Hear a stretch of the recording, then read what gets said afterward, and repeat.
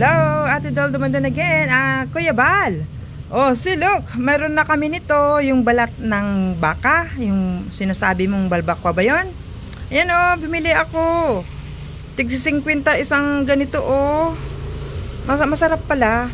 Pero hindi ako kasi ito parang balat at taba.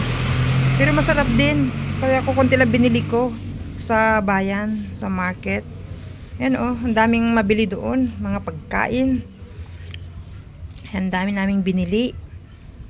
Kaya magpapakasawa kami sa pagkain. Kasi mamayang gabi, hapon, punta kami sa dagat, doon sa Baywalk.